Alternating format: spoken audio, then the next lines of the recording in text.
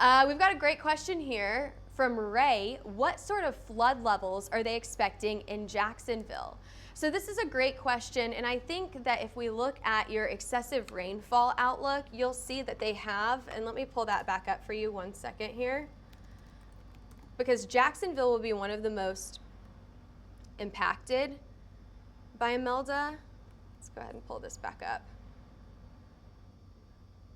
And this is a great opportunity to say, if you guys have any more weather questions, go ahead and stick that in the comments section. We can see that, and our producer John is doing a great job monitoring those questions and making sure that we get all of your weather questions answered.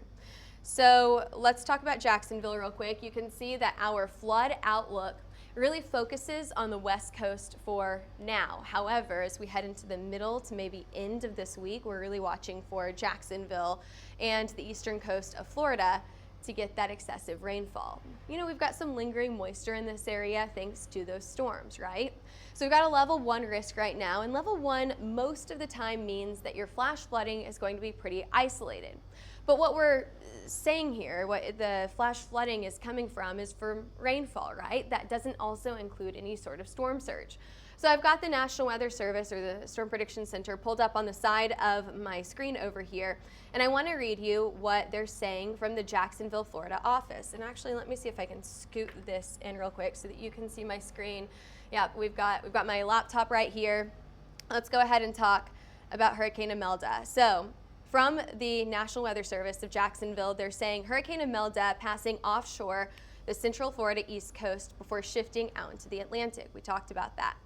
This will cause dangerous beach and boating conditions for northeast Florida, including Jacksonville, and southeast Georgia through the week. Local impacts are high risk of rip currents, high surf, breezy conditions, and minor beach erosion and minor tidal flooding. You guys know the drill here. If in doubt, don't go out.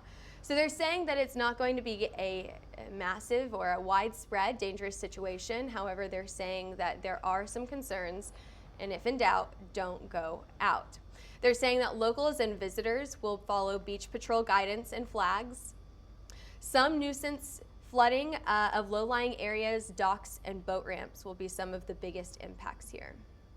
So again, that's coming from the National Weather Service of Jacksonville, Florida. A great question coming from Ray about the flooding conditions there.